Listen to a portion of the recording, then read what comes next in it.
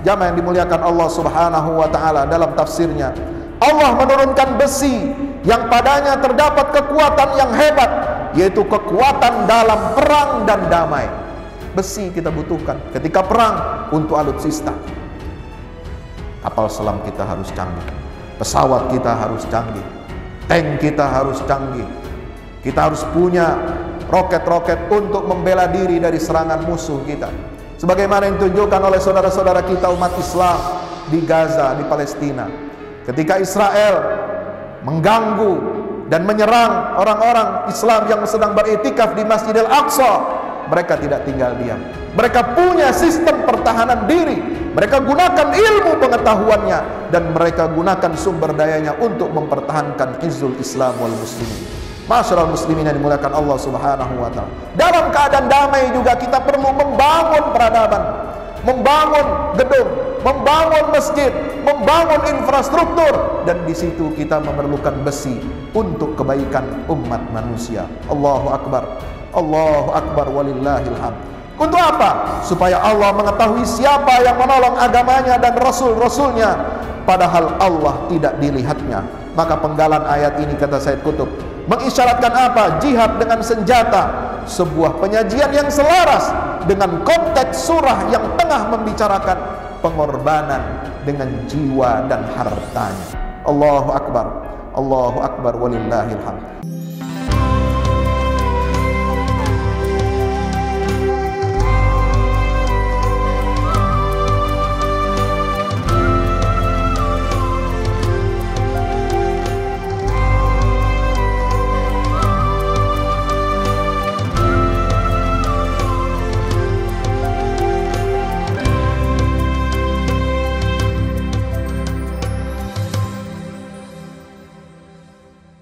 Assalamualaikum warahmatullahi wabarakatuh. Allahu akbar. Allahu akbar. Allahu akbar. Allahu akbar kabira walhamdulillahi katsira wa subhanallahi bukratan wa asila. Alhamdulillahi rabbil alamin. Nahmaduhu wa nasta'inuhu wa nastaghfiruhu wa nastahdihi.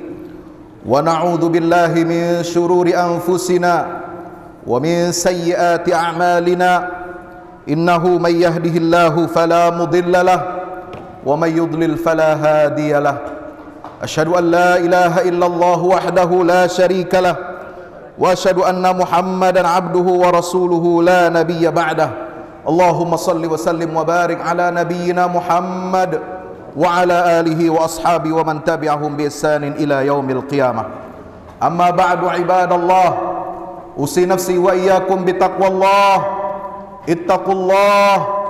اتقوا الله حق تقاته ولا تموتن إلا وأنتم مسلمون الله أكبر الله أكبر الله أكبر ولله الحمد. Pagi ini kita semuanya berkumpul untuk merapatkan jiwa dan raga kita, menadahkan hati kita untuk cucuran rahmat Allah Subhanahu wa ta'ala. Pagi ini kita bertakbir, membesarkan nama Allah agar terpatri sampai ke relung hati bahwa hanya Allah yang maha besar, selainnya adalah kecil dan kerdil di hadapan Allah Subhanahu wa ta'ala. Masalah sebesar apapun menjadi kecil di hadapan keagungan dan kekuasaannya. Musuh yang kuat menjadi lemah di hadapan kekuatannya yang tiada terbatas. Marilah kita bertakbir dengan segenap jiwa, raga, dan lisan kita. Kita bertakbir, bertahmid dan bertahlil terus menerus hingga memenuhi angkasa jiwa dan raga kita. Setelah kita dengan izin Allah Subhanahu wa ta'ala dapat melaksanakan ibadah sebulan penuh untuk menundukkan hawa nafsu kita di bulan suci Ramadan. Semoga amal ibadah kita di bulan suci ini senantiasa diterima oleh Allah Subhanahu wa ta'ala. Allahu akbar.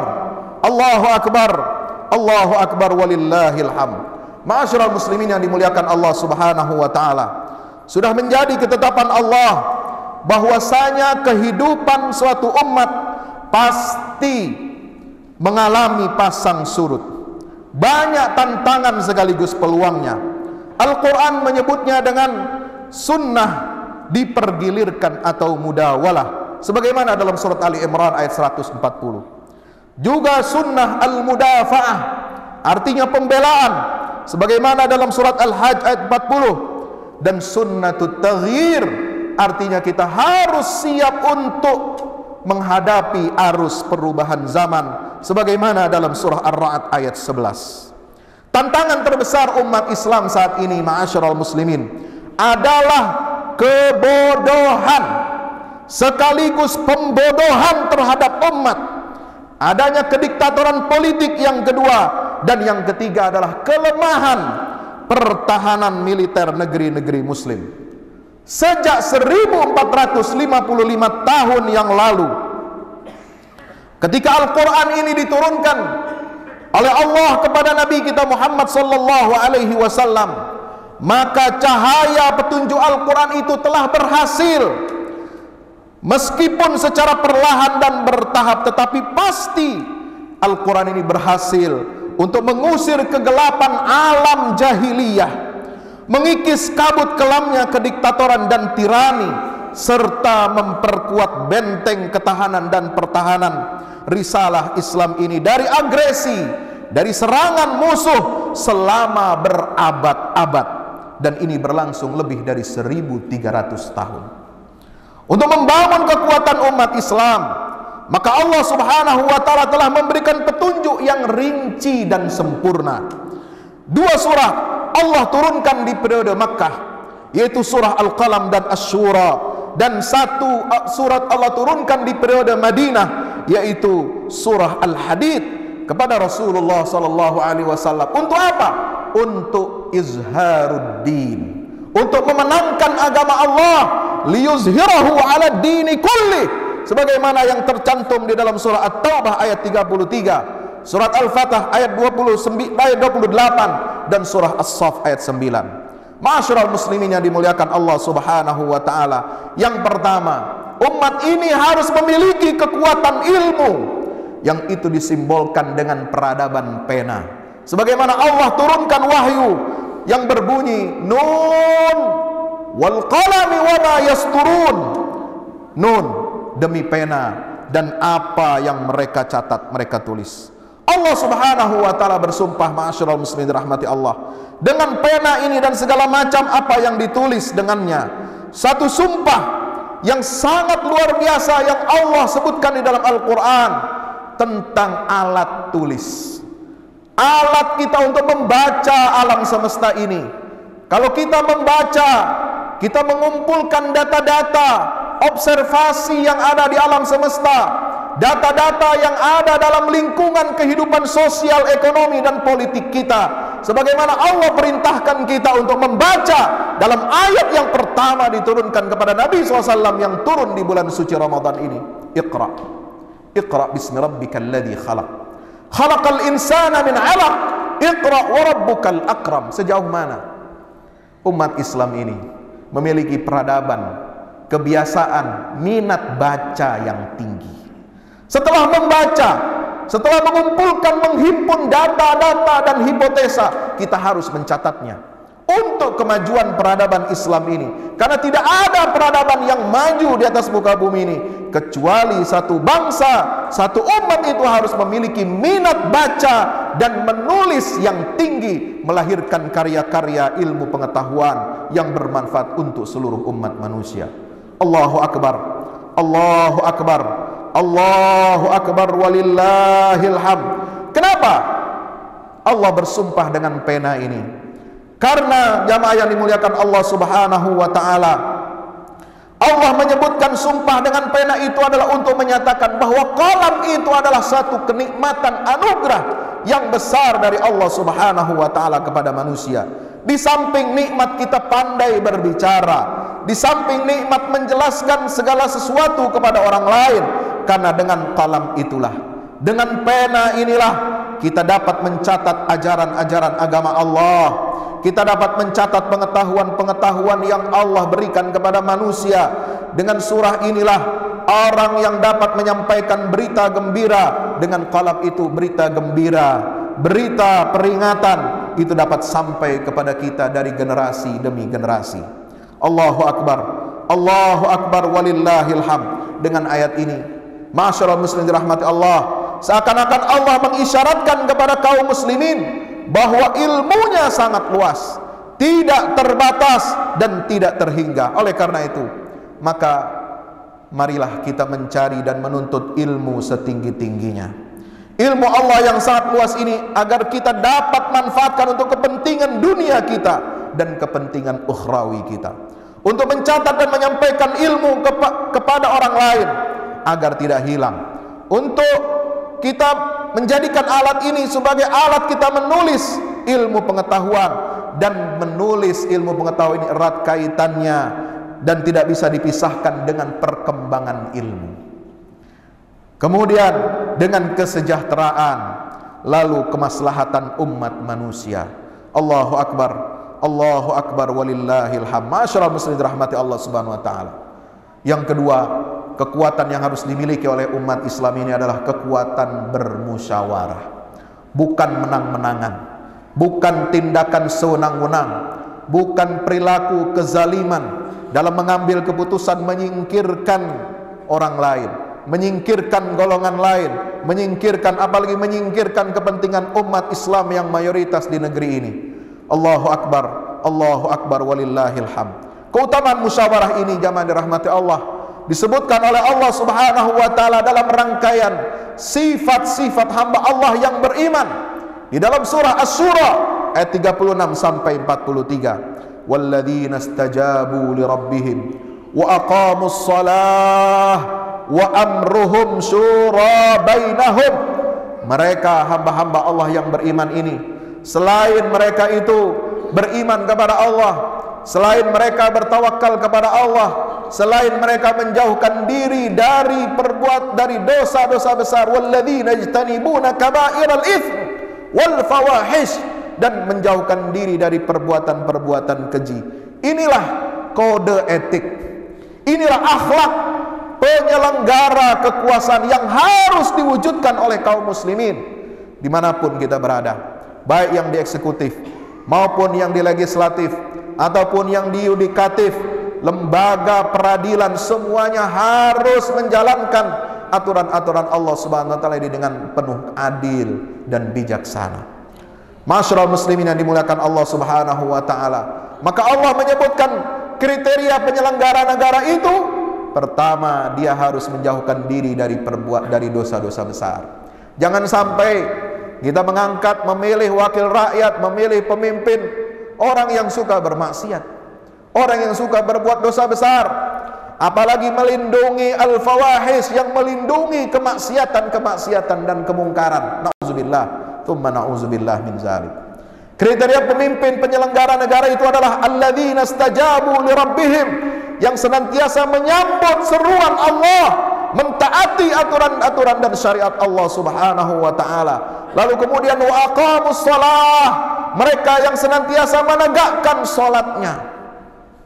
Karena salat ini, ma'asyiral muslimin dirahmati Allah, sangat penting dalam kehidupan kita. Dalam kehidupan pribadi saja sangat penting untuk mencegah kita dari perbuatan keji dan mungkar. Inna sholata tanha 'anil fahsya'i wal munkar. Apalagi untuk para pemimpin, ini menjadi satu keharusan yang mendesak. Kita memiliki pemimpin yang senantiasa menjaga sholat 5 waktunya. Wa amruhum syura bainahum wa mimma razaqnahum yunfiqun. Pemimpin harus suka bermusyawarah, harus bersikap ramah, harus adil, harus mengedepankan kemaslahatan umum dan menyayangi umat atau rakyat yang dipimpinnya, dan dia tidak boleh pelit untuk menginfakkan hartanya di jalan Allah Subhanahu wa taala. Allahu Akbar, Allahu Akbar walillahil hamd. Yang ketiga, ma'asyiral muslimin dirahmati Allah Subhanahu wa taala, umat Islam ini harus memiliki kekuatan militer. Ketangguhan militer ini sangat penting, dan ini yang diisyaratkan oleh Allah Subhanahu wa taala dalam surah Al-Hadid. Satu surah yang diturunkan di Madinah, diambil dari nama benda yang turun atau yang dikeluarkan dari luar angkasa. Dia diturunkan oleh Allah ke bumi ini yaitu besi. Untuk apa? Untuk memberikan kekuatan bagi keadaban dan peradaban manusia, dan untuk membangun infrastruktur kita, untuk membangun alat-alat militer kita. Itu tidak lepas dari unsur besi, karena dia adalah simbol kekuatan. Masjid, lapangan yang kita sholat Idul Fitri pada hari ini, semua itu ada unsur besinya, sehingga gedung itu bisa kokoh. Jembatan, gedung-gedung bertingkat pencakar langit, infrastruktur, semuanya memerlukan unsur besi. Termasuk dalam tubuh kita ini, manusia memerlukan zat besi. Allahu Akbar, Allahu Akbar, walillahil hamd. Maka Allah Subhanahu wa ta'ala firmankan dalam surah Al-Hadid ayat 25, laqad arsalna rusulana bil bayyinat wa anzalna ma'ahumul kitaba wal mizan liyaquman nasu bil qist wa anzalna al hadida fihi ba'sun syadid wa manafi'u lin nas wa liya'lamallahu man yansuruhu wa rusulahu bil ghaib innallaha qawiyyun aziz. Sungguhnya kami telah mengutus rasul-rasul kami itu dengan membawa bukti-bukti yang nyata, mukjizat-mukjizat dari Allah Subhanahu wa ta'ala. Dan kami turunkan beserta mereka itu adalah Alkitab sebagai pedoman untuk kehidupan bagi manusia ini. Wal mizan, untuk menegakkan neraca keadilan dalam setiap aspek kehidupan manusia, baik itu ekonomi, politik, sosial, kebudayaan, semuanya harus mengikuti neraca keadilan yang diturunkan oleh Allah Subhanahu wa ta'ala, yang bersumber dari Al-Quran dan sunnah Nabi kita Muhammad sallallahu alaihi wasallam. Inilah standar nilai kita. Standar moral kehidupan umat Islam ini adalah al-mizan yang merujuk kepada kitabullah dan sunnah Rasulullah sallallahu alaihi wasallam. Dalam berpakaian, dalam mengkonsumsi makanan dan minuman, dalam kita mencari ilmu pengetahuan yang bermanfaat, dalam kita memberdayakan umat ini dengan seluruh kekuatan yang sinergis untuk kebangkitan umat Islam ini, maka kita harus menggunakan neraca keadilan ini, termasuk adil di dalam rumah tangga kita, adil dalam kehidupan sosial bermasyarakat kita, adil kita menegakkan hukum dalam ekonomi kita yang berkeadilan. Inilah yang diamanahkan oleh konstitusi kita, kemanusiaan yang adil dan beradab. Untuk apa? Mewujudkan sila yang kelima, yaitu apa? Menuju keadilan atau kesejahteraan bagi seluruh rakyat Indonesia. Ma'asyiral muslimin yang dimuliakan Allah Subhanahu wa ta'ala. Maka itulah kita harus bersyukur kepada Allah Subhanahu wa ta'ala yang telah memberikan wahyu-wahyu yang begitu rinci kepada Nabi kita Muhammad SAW ini. Dan bukan hanya Allah turunkan Alkitab, Al-Quran, bukan hanya dia turunkan Al-Mizan, neraca keadilan, agar kehidupan kita ini berjalan dengan baik, baik di dunia maupun di akhirat, tetapi juga Allah Subhanahu wa ta'ala turunkan Al-Hadid. Wa anzalna al-hadida fihi ba'sun syadid wa manafi'u lin-nas. Allah turunkan besi. Dan ini dibuktikan oleh ilmuwan-ilmuwan dari barat ketika berbicara tentang kemukjizatan Al-Quran dan sunnah Rasulullah SAW. Terungkaplah bahwa logam besi yang ditemukan di bumi kita ini itu berasal dari bintang-bintang raksasa di luar angkasa. Logam berat di alam semesta dibuat dan dihasilkan dalam inti bintang-bintang raksasa. Dia bukan dari zat yang ada di planet bumi ini, tapi dia adalah hasil dari apa? Dari bintang-bintang yang jauh lebih besar dari matahari, yang suhunya mencapai ratusan juta derajat. Ketika jumlah besi ini telah melampaui batas tertentu dalam bintang-bintang itu, maka dia tidak lagi menanggungnya dan akhirnya meledak melalui satu peristiwa yang disebut dengan supernova. Inilah ledakan yang kemudian menjalar ke seluruh angkasa dan sampai ke bumi ini, ditarik oleh gaya gravitasi benda angkasa. Itulah hikmahnya. Untuk apa? Untuk kita membangun kekuatan. Untuk apa hadits ini di sini? Yaitu untuk melindungi negara yang menegakkan kitabullah, untuk melindungi risalah yang menegakkan al-mizan, timbangan neraca keadilan dari Allah Subhanahu wa ta'ala, dari serangan musuh. Kalau umat Islam ini hanya kuat akidah, kalau umat Islam ini hanya ibadah, kalau umat Islam ini punya keunggulan ilmu pengetahuan, tapi tidak dilindungi oleh kekuatan militer, maka umat ini akan hancur. Umat ini tidak bisa dilindungi kalau kita tidak memiliki kekuatan Al-Hadid yang disimbolkan oleh Allah Subhanahu wa taala dalam surah Al-Hadid. Maka itu Said Qutb menjelaskan, jamaah yang dimuliakan Allah Subhanahu wa taala, dalam tafsirnya, Allah menurunkan besi yang padanya terdapat kekuatan yang hebat, yaitu kekuatan dalam perang dan damai. Besi kita butuhkan ketika perang untuk alutsista. Kapal selam kita harus canggih, pesawat kita harus canggih, tank kita harus canggih. Kita harus punya roket-roket untuk membela diri dari serangan musuh kita, sebagaimana yang ditunjukkan oleh saudara-saudara kita umat Islam di Gaza, di Palestina. Ketika Israel mengganggu dan menyerang orang-orang Islam yang sedang beriktikaf di Masjidil Aqsa, mereka tidak tinggal diam. Mereka punya sistem pertahanan diri. Mereka gunakan ilmu pengetahuannya dan mereka gunakan sumber dayanya untuk mempertahankan izzul Islam wal muslimin. Masyarul muslimin yang dimuliakan Allah Subhanahu wa taala. Dalam keadaan damai juga kita perlu membangun peradaban, membangun gedung, membangun masjid, membangun infrastruktur, dan di situ kita memerlukan besi untuk kebaikan umat manusia. Allahu akbar. Allahu akbar walillahil hamd. Untuk apa? Supaya Allah mengetahui siapa yang menolong agamanya dan rasul-rasulnya, padahal Allah tidak dilihatnya. Maka penggalan ayat ini, kata Said Qutb, mengisyaratkan apa? Jihad dengan senjata, sebuah penyajian yang selaras dengan konteks surah yang tengah membicarakan pengorbanan dengan jiwa dan hartanya. Allahu akbar. Allahu akbar walillahil hamd. Masyaallah, bisa dirahmati Allah Subhanahu wa taala. Ramadan telah berlalu.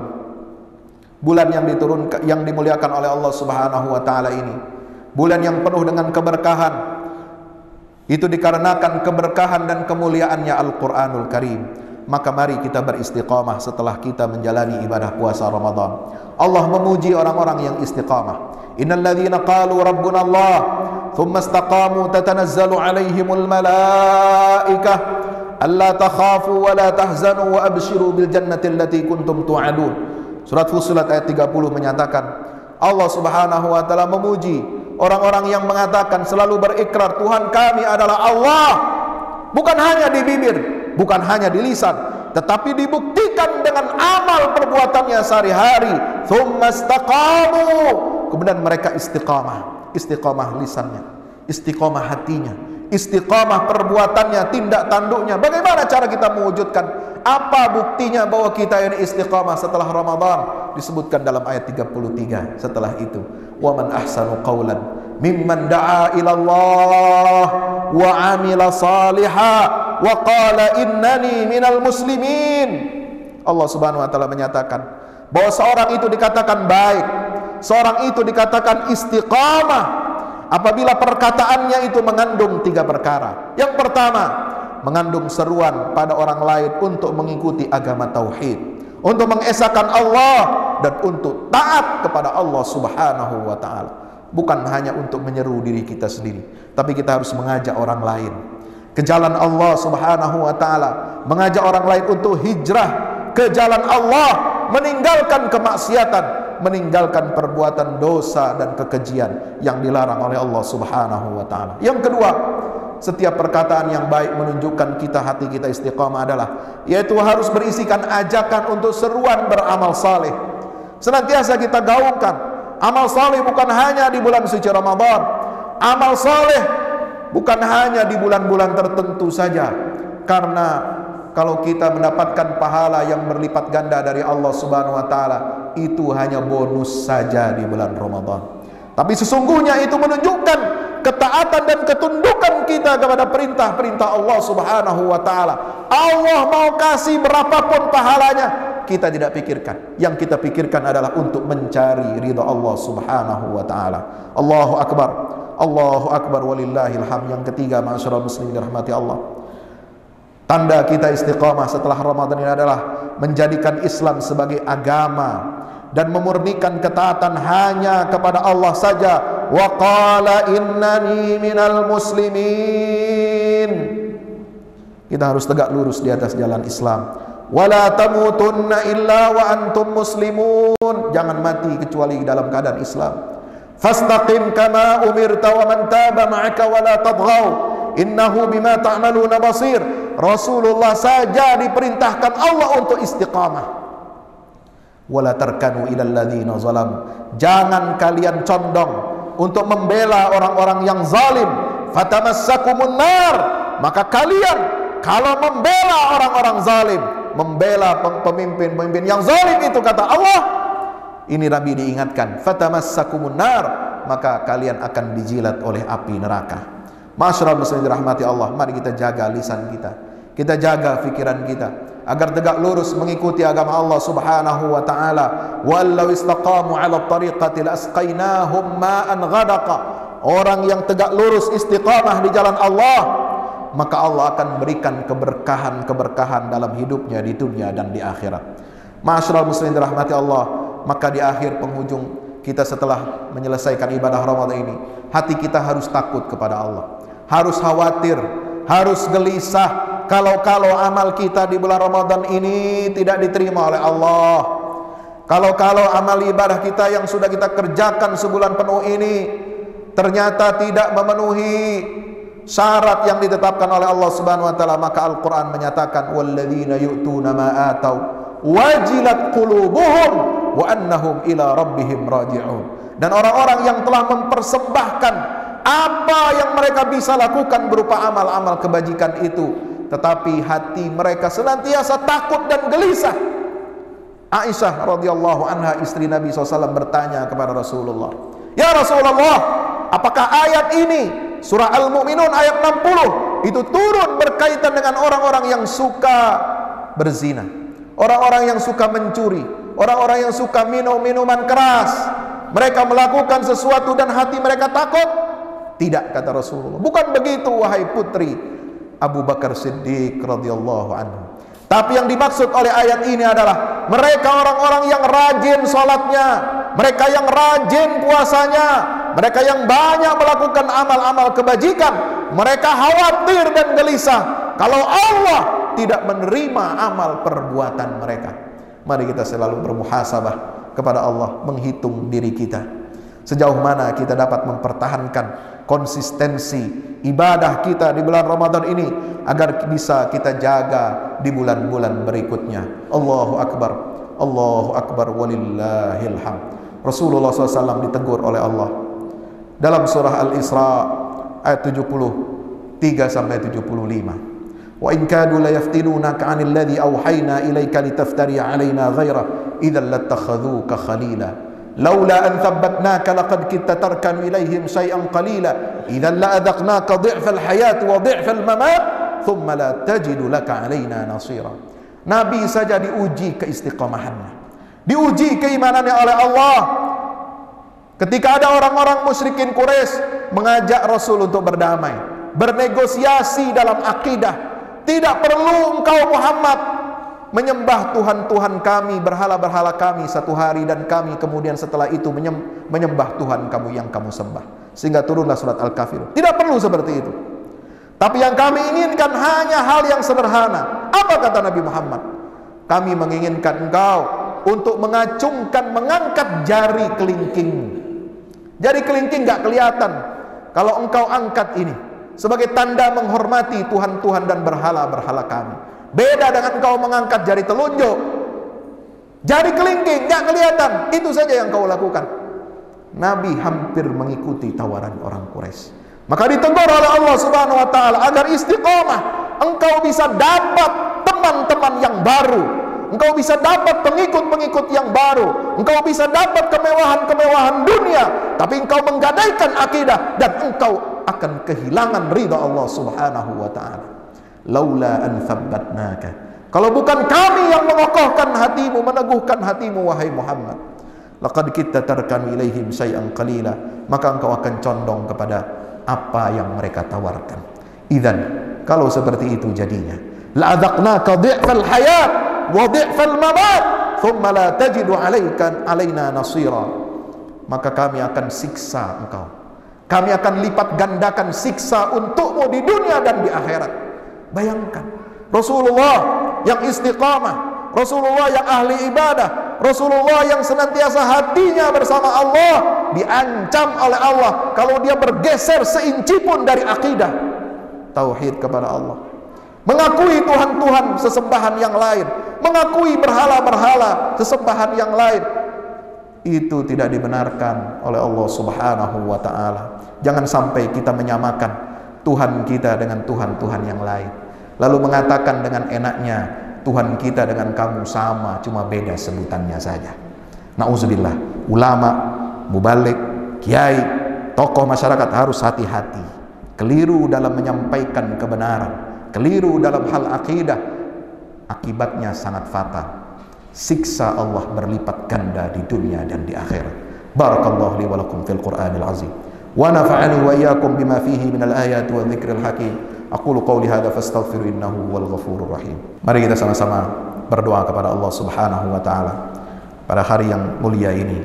Kita memohon kepada Allah Subhanahu wa taala, memohon rahmatnya, memohon curahan ampunannya untuk diri kita, untuk orang tua kita, baik yang masih hidup maupun yang sudah meninggal dunia, untuk seluruh kaum muslimin dan muslimat, agar Allah terima semua amal ibadah mereka, agar Allah senantiasa kokohkan iman dan Islam kita, agar kita semuanya melahirkan generasi keturunan yang dapat melanjutkan estafet perjuangan umat Islam ini untuk membangun kekuatan musyawarah dalam politik Islam, untuk membangun kekuatan ilmu dalam peradaban Islam, untuk membangun kekuatan pertahanan dan keamanan negeri-negeri muslim. Allahumma salli ala Muhammad wa ala alihi wa sallim wa sahbihi wa sallim tasliman katsira. Allahumma ighfir lil muslimin wal muslimat wal mu'minin wal mu'minat al ahya'i minhum wal amwat innaka sami'un qaribun mujibud da'awat. Allahumma ansur al islam wa 'izzal muslimin wa 'ali bi fadlika kalimatil haqqi ila yaumiddin. Allahumma ansur man nasara ad-din wa akhdhul man khadhala al muslimin.